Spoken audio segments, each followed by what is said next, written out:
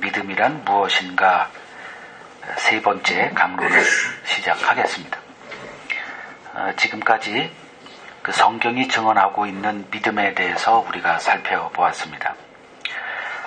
지난주에는 믿음의 조상으로 등장한 그 아브라함의 믿음에 대해서 살펴보았습니다.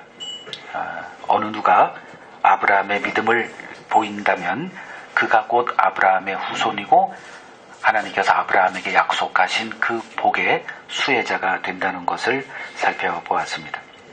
천국은 혈통이 아닌 믿음으로 들어가는 곳이라는 것을 우리가 분명히 알고 있어야 합니다. 그 지난주 우리가 살펴본 아브라함의 믿음을 한 세 가지 항목으로 이렇게 정리를 해 보겠습니다. 첫 번째는 하나님의 부르심으로 인해 그의 삶에 분명한 터닝 포인트, 전환점이 있었다는 것을 우리가 보았습니다. 믿음은 하나님의 부르심에 반응하게 하는 능력으로 우리에게 주어져 있습니다. 그 단순히 교회를 다닌다는 것이 아니라 옛 삶에서의 떠남과 그리고 미지의 세계로의 나아감이라는 이 부르심에 응함이 있다는 거죠. 그것이 내 삶에 있느냐, 이거를 우리가 확인해야 합니다. 그 아브라함에게는 75살에 이러한 전환점이 있었다는 것입니다. 두 번째는 그 하나님의 부르심의 중심에 하나님의 약속이 있었습니다. 그 약속을 세 개로 이렇게 보면 첫 번째는 그 천국을 예표하는 새 땅에 대한 약속이 그에게 주어졌습니다. 그리고 그 아브라함의 씨로 이루어질 새 민족에 대한 약속이 그에게 주어졌습니다. 그리고 세 번째는 그 아브라함의 믿음을 소유한 자들에게 주어질 복에 대한 약속이 그에게 주어졌습니다. 이 모든 약속은 오늘날 예수 그리스도를 믿음으로 하나님의 나라를 기업으로 얻게 되는 것을 예표하고 있다, 이렇게 보시면 됩니다. 이 약속 가운데 하나님께서 아브라함을 찾아오시고 그를 부르십니다. 즉 약속으로의 부르심이라는 거죠. 이제 그 하나님께서 아브라함의 인생을 인도하세요. 그 아브라함의 삶의 과정을 보면 처음부터 끝까지가 그 약속에 관련된 거예요. 그 그리스도인들도 그 하나님의 약속이 우리에게 찾아와서 우리가 그 믿음으로 반응을 보이고 예수님을 향한 그 믿음, 예수님을 가셨던 그 길을 따라가는 그 과정이 우리의 신앙생활이잖아요. 그 아브라함의 삶도 동일하죠. 여러분들이 성경 공부를 할 때 그냥 어떤 단편적인 하나의 사건에 이렇게 보고 어떤 지식을 쌓아가면은 나중에 그렇게 큰 도움이 안 돼요. 성경 공부하는 방식은 항상 패턴으로 봐야 됩니다.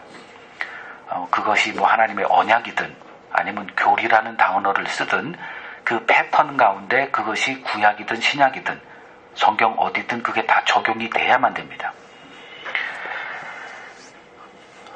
하나님께서 아브라함에게 찾아와서 그 약속으로 부르세요. 그 약속의 세계, 즉 하나님의 말씀의 세계로 아브라함을 불러가십니다. 근데 그 불러서 이제 아브라함을 그 말씀의 세계로 이렇게 인도해 가는데 점점 시간이 가면 갈수록 아브라함이 그 약속에서 이렇게 떨어져 나가더라고요. 가나안 땅을 주겠다고 했는데 막상 가나안 땅에 가니까 그게 현실로 불가능해요. 그래서 애굽으로 갔죠. 그때 또 애굽에서 하나님을 알아가는 그 경험을 하게 하고 다시 가나안 땅, 그 약속의 땅으로 또 이렇게 하나님이 인도해 와요. 그 다음에 이제 씨에 대한 약속이죠. 75살 때 이제 부름받고 내 자손이 하늘의 별과 같이 많아질 거야. 그걸 누가 이렇게 쉽게 받아들일 수 있어요? 근데 이제 세월이 가면 갈수록 점점 하나님의 약속에서 멀어지지 않습니까?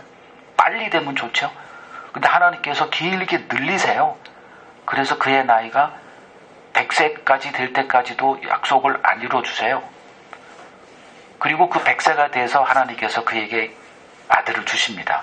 그 이전에 그 약속에서 벗어나서 이스마엘이라는 자기의 열매가 있었어요. 그래서 그 자기 열매를 떼내는 또 그 고통을 겪어야 했고요. 이 모든 과정 속에서 하나님께서 뭘 하시는가?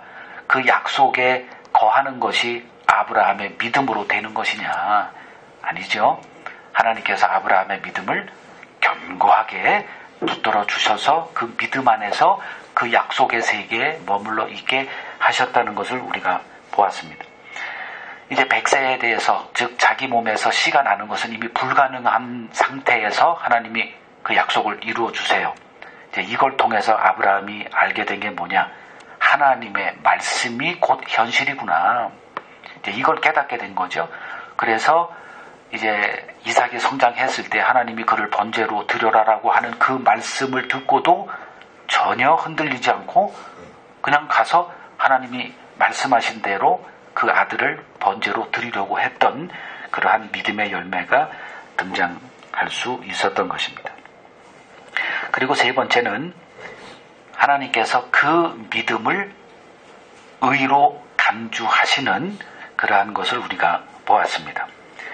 즉 아브라함의 모든 행위는 믿음 안에서 드러난 것이고 그것이 그의 자랑거리가 아니라 하나님께서 은혜로 그의 믿음을 굳건히 해서 나타난 그냥 증거물에 불과했다. 이것을 우리가 확인했습니다. 자, 이제 오늘 믿음이란 무엇인가 그 세 번째 강론, 이제 마지막이 되겠습니다. 두 가지를 볼 거예요. 믿음은 우리를 하나님을 알아가는 자로 이끌어 간다라고 지금 우리가 계속 그런 방향으로 나아가고 있습니다. 그러면 하나님을 안다라고 하는 것이 도대체 무슨 의미냐? 이것을 우리가 살펴볼 것이고요. 그리고 믿음으로 하나님의 자녀가 되고 의롭다함을 받고 그리고 이제 하나님을 알아가는 그런 과정으로 나아가게 된다면 그 하나님을 알아가는 자는, 즉 하나님을 아는 자는 이 땅에서 어떤 삶을 살아가게 되는가, 이 두 가지를 오늘 우리가 보고자 합니다. 첫 번째, 믿음의 방향에 대해서 이제 보겠습니다.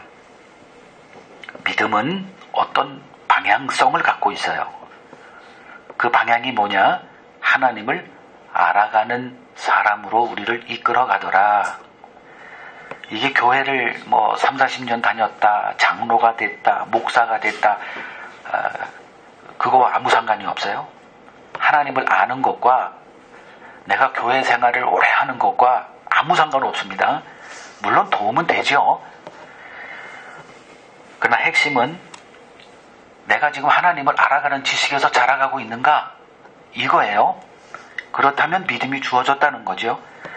자, 첫 번째 구절 봅니다.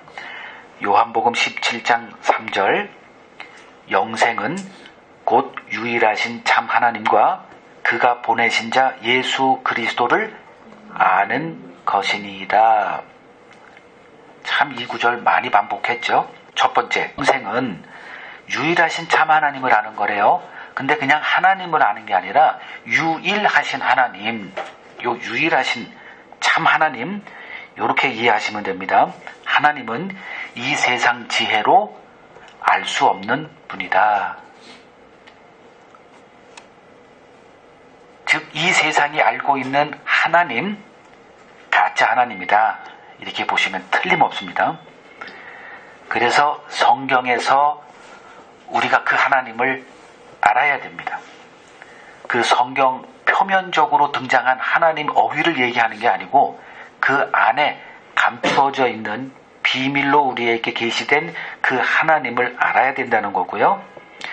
그리고 유일하신 참 하나님이 보내신 자 예수 그리스도를 아는 것, 즉 하나님과 그가 보내신 예수 그리스도가 동격입니다. 하나님을 아는데 예수를 모른다? 유대인이죠. 유대인들이 그 덫에 걸린 거죠. 하나님을 알고 있다라고 했는데 그가 보내신 자 예수 그리스도가 왔음에 또 불구하고 예수를 못 알아보고 예수를 거부했어요.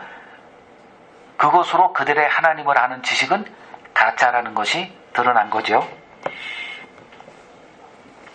그래서 예수님은 나와 아버지는 하나다, 같다라는 거예요. 나를 알아야 너희들이 하나님을 안다는 그 지식이 참이 증명이 되는 겁니다.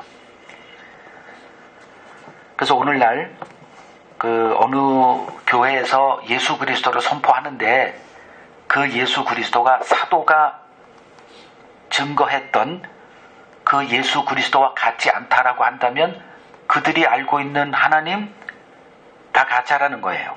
이제 이게 분별의 그 기준이 되는 겁니다. 자, 믿음은 우리를 하나님과 그리스도를 아는 자로 만들어 갑니다. 하나님과 그리스도를 아는 것이 영생이라 라고 말합니다. 그렇다면 하나님과 그리스도를 안다는 것은 무슨 뜻일까? 요거를 살펴보겠습니다. 두 구절을 봅니다. 누가복음 10장 22절 내 아버지께서 모든 것을 내게 주셨으니 아버지 외에는 아들이 누구인지 아는 자가 없고 아들과 또 아들의 소원대로 계시를 받은 자 외에는 아버지가 누구인지 아는 자가 없나이다 하시고. 자, 이제 좀 한 단어들을 좀 보죠. 내 아버지께서 모든 것을 내게 주셨다 이렇게 말합니다. 자, 여기서 모든 것이란 심판에 관한 모든 것, 요걸 조금 더 생명에 관한 모든 것을 예수에게 주셨어요. 그래서 우리의 구원에 관한 한 우리가 알아야 될 게 바로 예수 그리스도입니다. 그 예수 그리스도를 모르고 심판에서 건진받을 수가 없어요. 하나님께서 심판에 대한 모든 것들을 아들에게 맡겼습니다. 그리고 아버지 외에 아들이 누구인지 아는 자가 없어요. 이 세상은 예수 그리스도를 알 수가 없어요. 이 세상 모든 지혜를 동원해서 성경을 연구해도 하나님의 계시가 없으면 예수 그리스도에 대한 그 지식을 가질 수가 없습니다. 그리고 아들의 소원대로 계시를 받은 자 외에는 아버지가 누군지 아는 자가 없다 이렇게 말씀하세요. 아들의 소원입니다. 즉 아들의 소원이 있기 때문에 그 계시가 임했다는 거예요. 다시 말해서 예수를 안다는 것은 그 이전에 어떤 일이 있었다는 걸 얘기합니다. 내가 지금 예수를 알아요. 그러면 그것이 내 자랑거리고 이게 내가 했으니까 내가 안 거야 이게 아니라 지금 내가 예수를 알게 한 그 사전 작업이 있었다는 것을 지금 계속 성경이 반복해서 얘기를 해줘요. 목자와 양의 관계는 지금 되어지는 게 아니라 창세 전에 이미 확정된 거라는 거죠.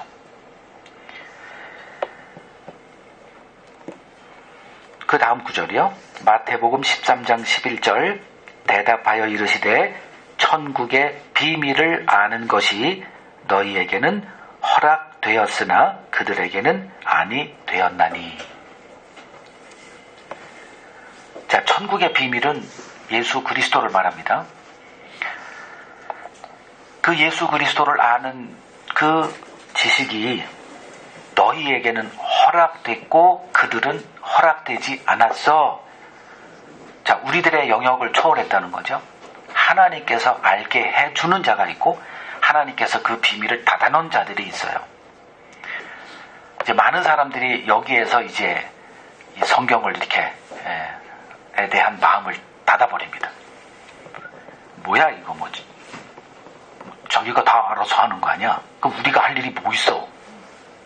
뭐 이런 식으로 툭 쳐버립니다. 지금 우리가 계속 그걸 보고 있는 거죠. 근데 나중에 하나님의 구원에 대해서 우리가 쭉 이렇게 살펴볼 텐데, 뭐 저도 어렸을 때, 뭐 청년 때 이런 고민을 많이 했습니다. 그럼 내가 믿을 거 하나도 없네. 뭐 하나님이 알아서 예정돼 있으면 뭐 그들만 가는 거네. 뭐 하나님이 병 주고 약 주고 다 하는 거네. 굉장히 쉽게 이렇게 툭 생각하면 이제 거기서 이렇게 마음이 닫혀져요. 기독교에 대해서. 그럼 왜 하나님이 택함이라는 그리고 또 예정이라는 이런 극단적인 방식으로 우리를 구원하셔야만 하는가를 제대로 이해하지 못하면 거기서 다 끝나버립니다. 기독교와 아무 상관이 없는, 물론 이제 교회는 계속 다니겠죠. 그러나 그 문제가 되면 그냥 탁 닫아버려요. 그렇지 않기를 바라고 조금 더 나가보세요. 그러면 왜 하나님이 그러한 방식으로 우리를 구원하시는가가 이제 이해가 되고, 이제 그때부터 성경이 이제 들어오기 시작할 거예요. 천국의 비밀을 아는 것이 너희에게 허락됐다. 여기서 그 허락됐다는 게 바로 이제 믿음이 주어졌다, 이제 이 소리예요.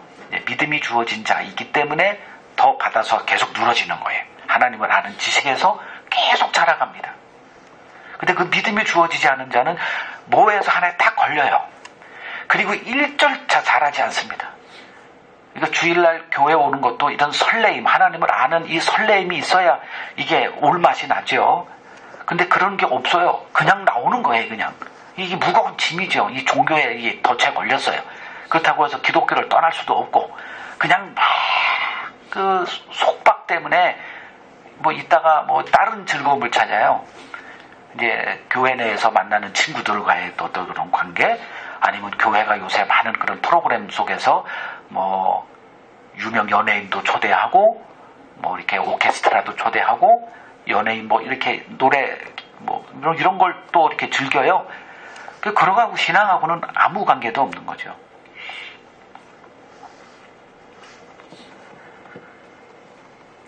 이제 다음 구절 보죠. 요한복음 10장 26절에서 27절.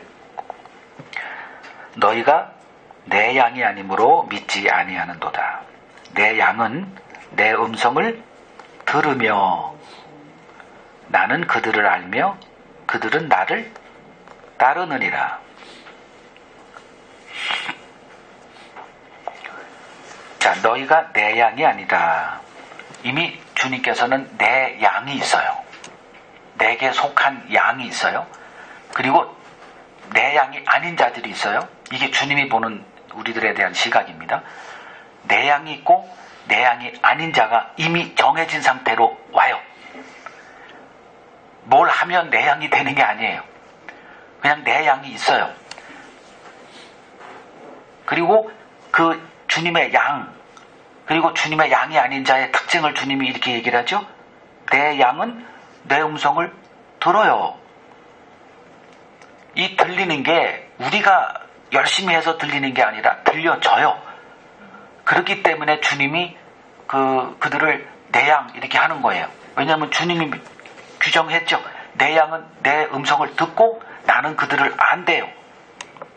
주님이 아니까 찾아와서 내 양, 근데 그들은 또 내 음성을 들어요. 그리고선 듣기 때문에, 들리기 때문에 주를 따라가요. 지금 그 얘기죠. 너희가 나를 믿지 않는 것은 너희가 내 양이 아니기 때문이야. 그리고 너희들이 내 얘기를 듣는 건 너희들이 내 양이기 때문이야. 그래서 나를 따라와. 그 얘기를 하시는 거예요. 자, 가시적 교회가 있어요. 이 세상에 이렇게 인간이 만든 이런 그 세워진 교회들이 있죠. 인간 조직화된 교회. 그 교회 내에 주님의 양과 주님의 양이 아닌 자들이 서로 섞여 있다는 거예요. 주님도 비유해서 가라지, 알곡이 서로 섞여 있어. 그러니까 듣는 제자들이 그러면 그 가라지를 뽑아버리면 되지 않습니까? 그러니까 주님이 하지 마. 너희들이 그걸 어떻게 알아? 그럼 우리 영역이 아니에요. 그냥 섞여 있습니다. 뭐 이 교회도 마찬가지고 이 세상 모든 가시적인 교회에는 이 주님의 양과 아닌 자들이 서로 공존하고 있어요. 그래서 겉으로 볼 때는 가짜가 더 진짜 같아 보여집니다. 자, 많은 사람들이 성경을 읽고 교회에서 설교 듣는 것을 그리스도의 음성 듣는 것으로 이렇게 생각을 합니다. 자, 그리스도의 음성을 듣는다는 말은 무슨 뜻일까? 요거를 성경적으로 한번 보겠습니다. 마태복음 17장 5절. 말할 때에 호련히 빛난 구름이 그들을 덮으며 구름 속에서 소리가 나서 이르시되 이는 내 사랑하는 아들이요 내 기뻐하는 자니 너희는 그의 말을 들으라 하시는지라. 주님께서 12제자 가운데 딱 3명만 선택해서 나와 같이 산에 좀 가자 해서 그 3명을 데리고 산에 올라가십니다.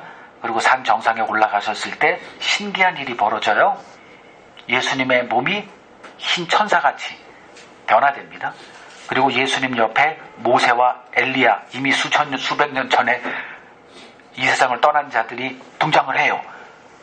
그러니까 베드로가 너무 신기하고 기뻐서 그들을 위해서 초막을 내가 짓겠습니다. 여기서 그냥 삽시다. 그때 하늘에서 이런 소리가 내린 거예요. 호련히 빛난 구름이 그들을 덮으며 구름 속에서 소리가 나서 이르되 이는 내 사랑하는 아들이요 내 기뻐하는 자니 너희는 그의 말을 들어라. 자, 배경은 왜 이런 말씀을 하셨나? 그들이 주의 말씀을 안 듣고 있어요. 정작 들어야 될 말씀을 그들이 계속 거부하고 있습니다. 그래서 하나님이 개입해서 이는 내 사랑하는 자요 내 기뻐하는 자니 너희가 할 일이 딱 하나 있어. 그의 말을 듣는 거야. 이렇게. 자, 이것만 보더라도 우리가 주의 말씀을 듣는 자들인가 나타나죠. 인간은 하나님의 음성을 듣는 자들이 아니에요. 지금 불러서 제자 삼은 그들도 예수님의 말을 거부하고 있어요. 예수님의 말을 거부했다. 무슨 말일까? 십자가의 길로 가자. 이 얘기를 이 제자들이 끊임없이 거부했습니다. 안 듣는 거예요. 여러분들은 십자가가 이미 기독교 내에서는 어떤 그 의미값이 있기 때문에 거부감이 없어요. 근데 그 십자가가 여러분들의 현실로 다가올 때는 여러분 모두 쌍수 들고 거부할 거예요. 뭐 십자가 뭐 이렇게 계속 입에 달아서 학습된 것을 이렇게 하고 있다고 해서 여러분들이 십자가의 길을 간다고 착각하면 안 돼요.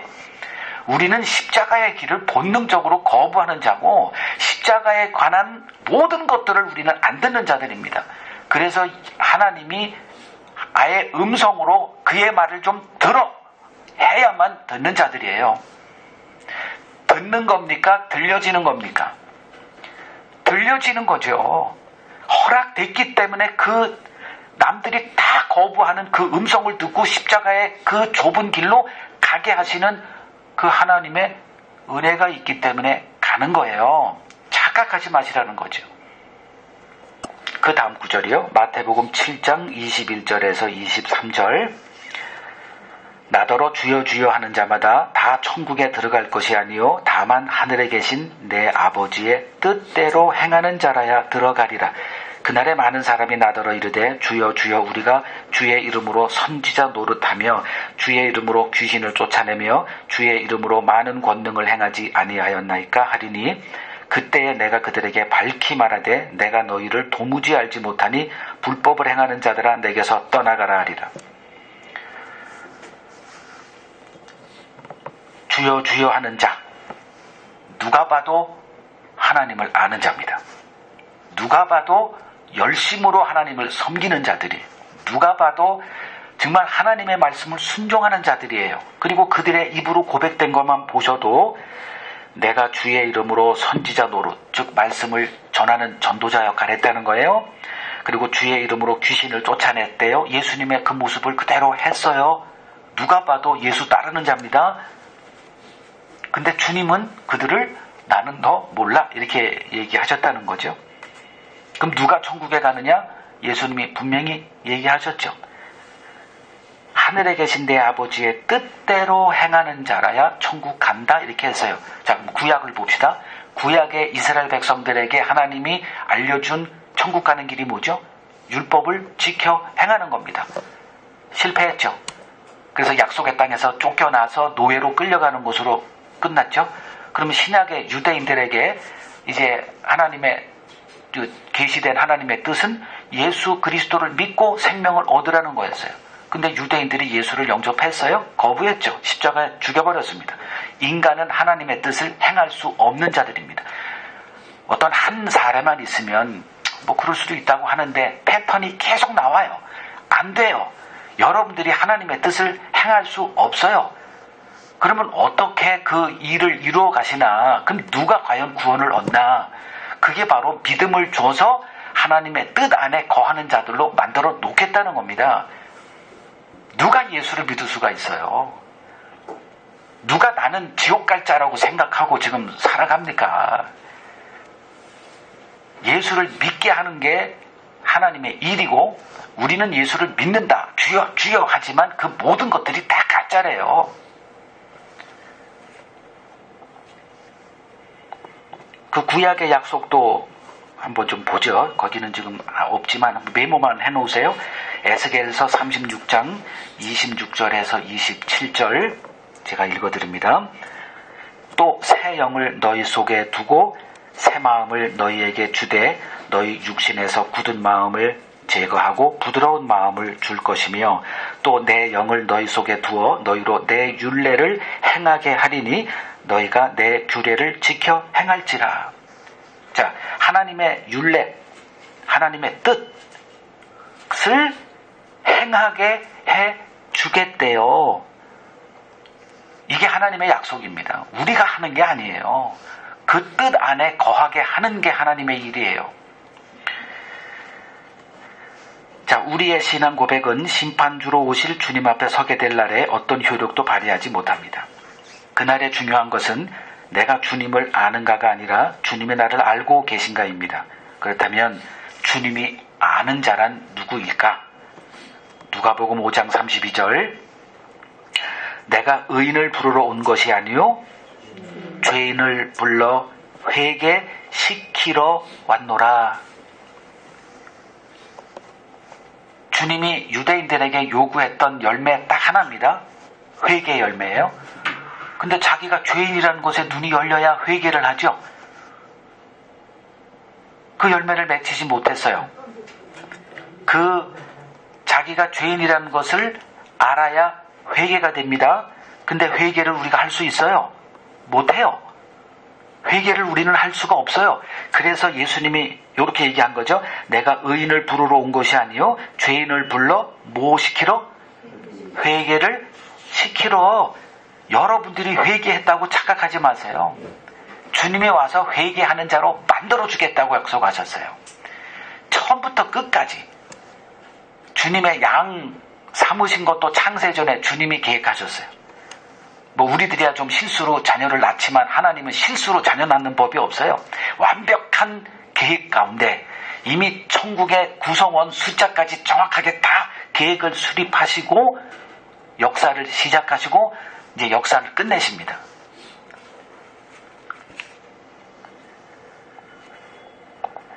즉 아버지의 뜻대로 행하는 자, 이들이 천국 가는데 그 아버지의 뜻대로 행하는 자가 누굴까? 죄인을 불러 회개시키러 오신 그리스도를 알고 그분을 영접하는 자, 그들이 천국 가는 거예요. 그 다음 구절이요. 요한복음 18장 33절에서 34절입니다. 이에 빌라도가 다시 관정에 들어가 예수를 불러 이르되 네가 유대인의 왕이냐? 예수께서 대답하시되 이는 네가 스스로 하는 말이냐? 다른 사람들이 나에 대하여 네게 한 말이냐? 자, 예수님이 이제 제사장들과 군대에 이렇게 붙잡혀서 밤새 신문당하고 이제 빌라도 법정까지 끌려왔습니다. 유대인들은 처형할 수 있는 권한이 없기 때문에 그 로마 총독인 그 빌라도에게 예수를 죽여달라 지금 부탁을 했죠. 그래서 할 수 없이 이제 예수와 이렇게 대화를 나눕니다. 빌라도가. 그때 빌라도가 예수에게 네가 유대인의 왕이냐? 뭐 이렇게 물어요. 왜냐하면 이가 자기를 스스로 유대인의 왕이라고 했다. 그래서 반란을 일으킨다. 뭐 이런 얘기를 고소가 들어왔으니까 그걸 알아내야 돼요. 그래서 네가 정말 그 유대인의 왕이니? 그때 예수님이 이렇게 물었죠. 이는 내가 스스로 하는 거니 아니 누가 하는 말을 그냥 들어서 이렇게 읊어내는 거니? 이렇게 질문한 거예요. 자, 주님이 듣고 싶은 게 뭐예요?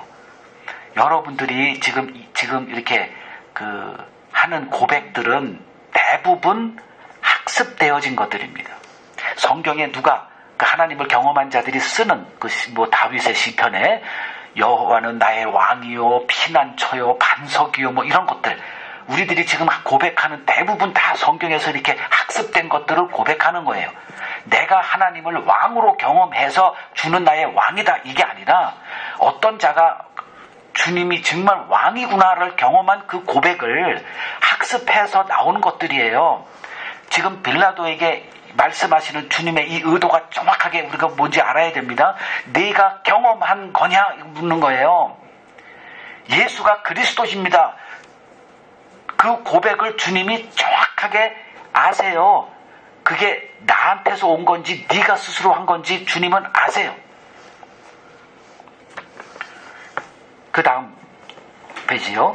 주님은 기독교의 집단 지성을 따라 행해지는 신앙 고백이 아닌 주님을 개인적으로 아는 자의 신앙 고백을 인정하십니다.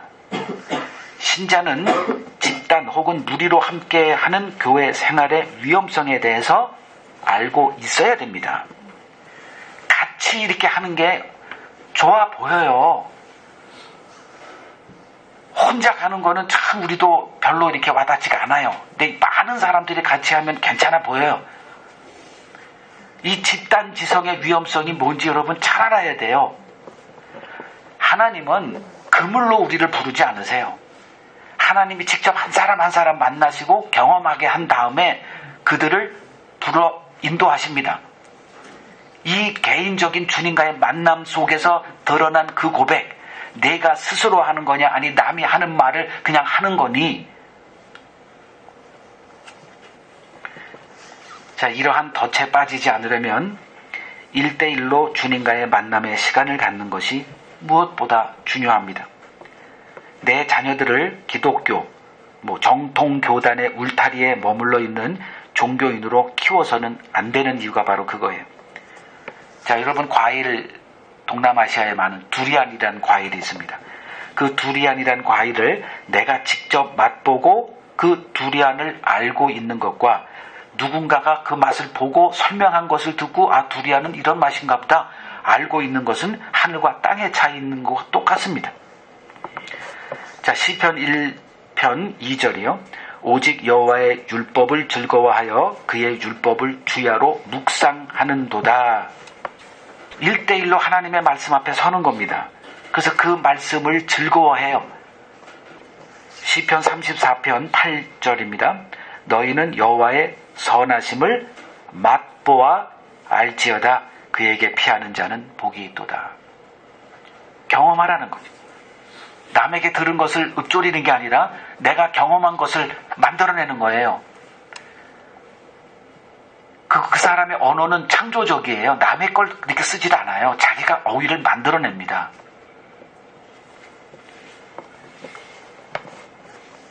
자, 하나님을 알아가는 것에 대한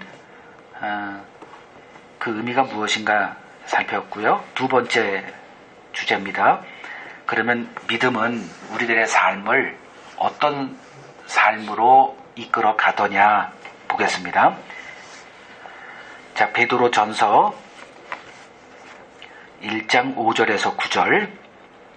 너희는 말세에 나타내기로 예비하신 구원을 얻기 위하여 믿음으로 말미암아 하나님의 능력으로 보호하심을 받았느니라. 그러므로 너희가 이제 여러 가지 시험으로 말미암아 잠깐 근심하게 되지 않을 수 없으나 오히려 크게 기뻐하는도다. 너희 믿음의 확실함은 불로 연단하여도 없어질 금보다 더 귀하여 예수 그리스도께서 나타나실 때에 칭찬과 영광과 존귀를 얻게 할 것이니라. 예수를 너희가 보지 못하였으나 사랑하는도다. 이제도 보지 못하나 믿고 말할 수 없는 영광스러운 즐거움으로 기뻐하니 믿음의 결국 곧 영혼의 구원을 받음이라. 자, 여기 5절에 너희는 말세에 나타나기로, 여기서 말세란 주님의 재림을 얘기합니다. 주님이 다시 오시는 그때에 나타내기로 예비하신 구원을 얻기 위하여 믿음으로 하나님의 능력으로 보호하심을 받았다. 여기서 이제 믿음으로 말미암아 하나님의 능력으로 보호하심을 받았다 이렇게 얘기합니다. 근데 그 믿음의 증거물이 뭐냐? 그거를 지금 여기서 얘기하고 있는 거예요. 그러므로 너희가 이제 여러 가지 시험으로 말미암아 잠깐 근심하게 되지 않을 수 없으나 오히려 크게 기뻐한다 이랬어요. 자, 믿음이 주어져서 예수 그리스도를 알게 됐습니다. 그의 삶을 이 믿음이 어떻게 이끌어가느냐? 여러 가지 시험.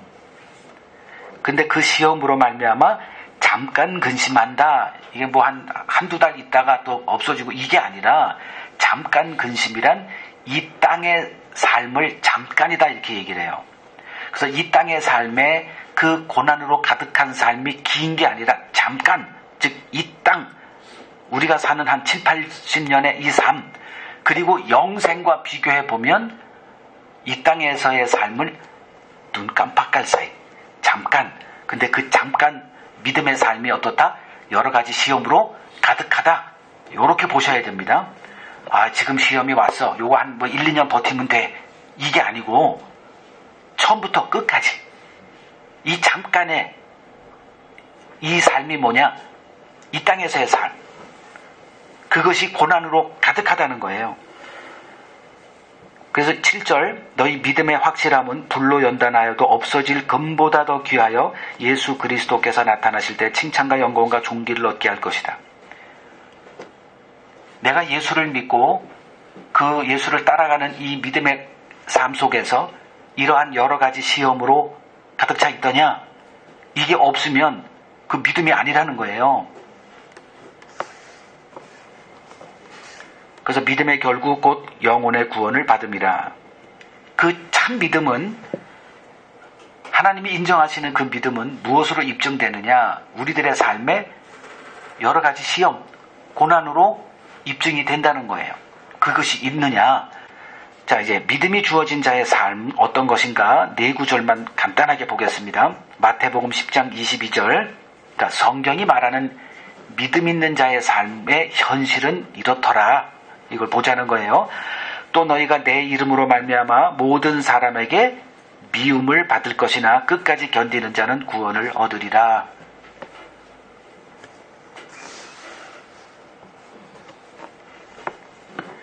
자, 너희가 예수의 이름으로 말미암아 모든 사람에게 칭찬과 복을 받는 게 아니라 뭘 받아요?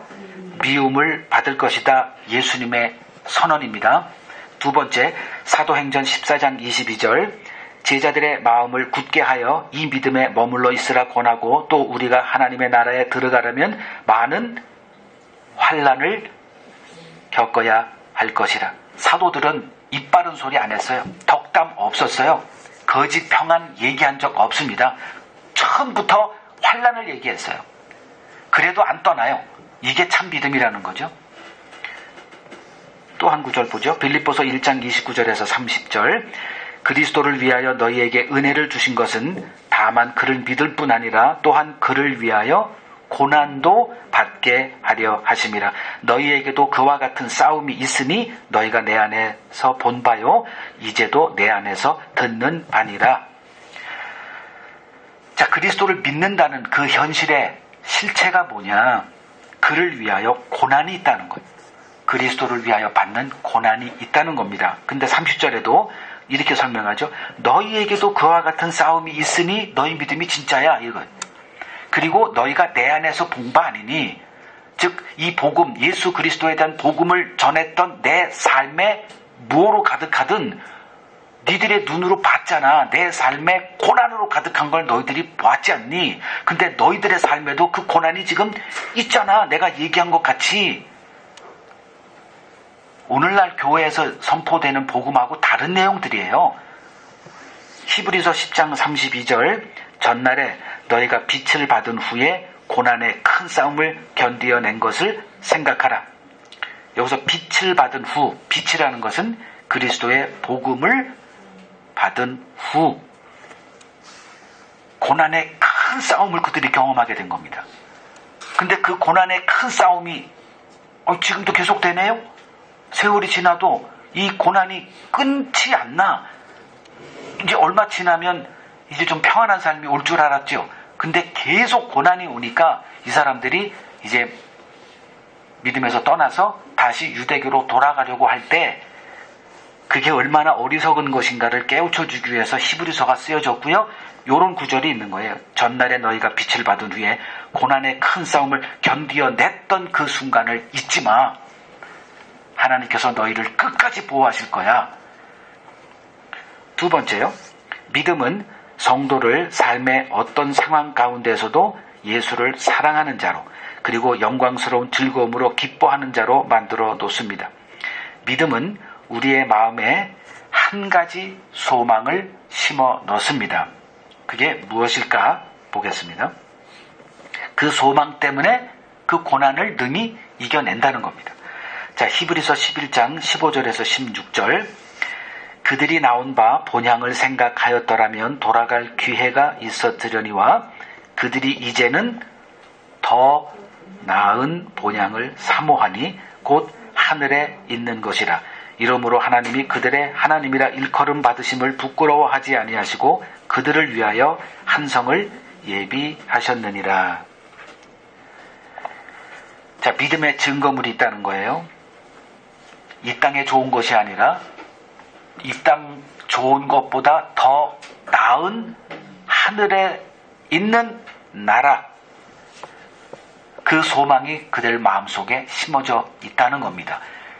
그냥 막연하게 고난을 참고 인내하는 게 아니라 더 좋은 것이 있기 때문에 덜 좋은 것을 포기한다는 거죠.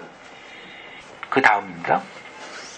계시록 14장 9절에서 13절.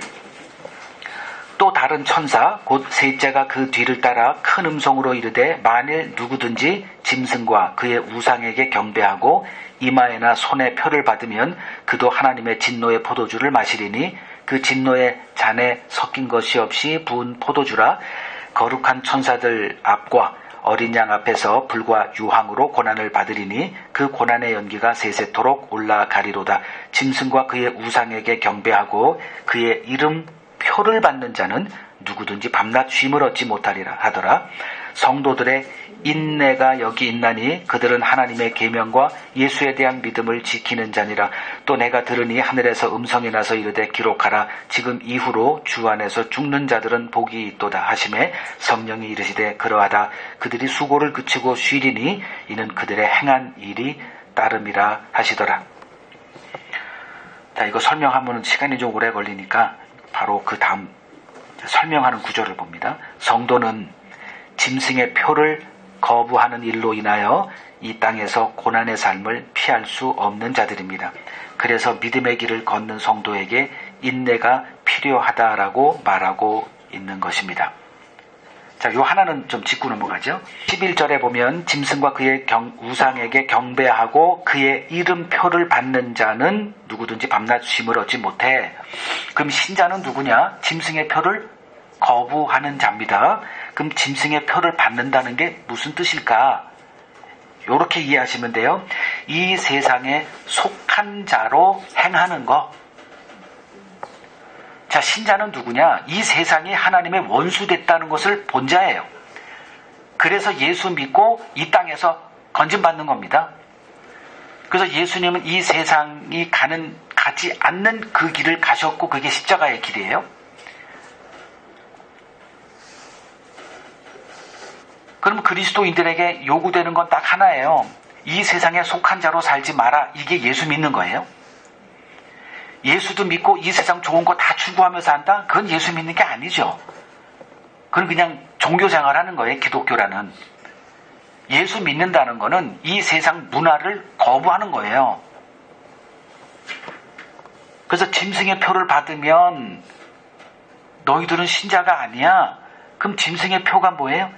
이 세상에 속한 자로 행하는 거예요. 이 세상 좋은 것에 이렇게 머리를 굽히는 겁니다. 그들에게 무릎을 꿇는 거예요. 하나님이 우리를 건져주시는 이 구원의 능력은 이 세상 것에 머리를 조아리는 자로 만들어 놓지 않습니다. 그래서 고난을 받게 돼 있는 거예요. 그래서 마태복음 10장 22절 또 너희가 내 이름으로 말미암아 모든 사람에게 미움을 받을 것이나 끝까지 견디는 자는 구원을 얻으리라. 끝까지 견디어라가 아니라 내가 너희를 끝까지 견디는 자로 세워줄게 라는 약속이 주어지는 말입니다. 자, 마지막 보죠. 성도가 이런 고난을 감당할 수 있는 이유는 그들이 무엇을 바라보고 있기 때문입니다. 무엇일까요? 마지막 구절 읽습니다. 야고보서 5장 7절에서 8절 그러므로 형제들아 주께서 강림하시기까지 길이 참으라. 보라 농부가 땅에서 나는 귀한 열매를 바라고 길이 참으라. 이른 비와 늦은 비를 기다리나니 너희도 길이 참고 마음을 굳건하게 하라. 주의 강림이 가까우니라. 이 짧은 인생 고난으로 가득한 삶 우리에게 예정되어 있습니다. 예수 믿었다는 것 때문에 그래요. 그러면 그 고난을 인내하라. 끝까지 견뎌내라. 어떻게 그것을 이루시겠다는 걸까? 바로 이겁니다. 소망거리가 있어요. 그리스도인들은 누구냐? 다시 오실 주님이 우리의 소망입니다. 그래서 그 날을 바라보며 지금의 짧은 잠깐의 고난을 인내할 수 있는 자로 주님이 만들어 놓으신 거예요. 우리는 신자는 주님의 다시 오심의 약속을 소망하며 지금 고난을 이기는 자입니다. 주님이 다시 오시는 날은 이 세상의 결국이 무엇인지가 드러나는 날이에요. 그리고 하나님이 계획하신 그 하나님의 나라가 드러나는 날입니다.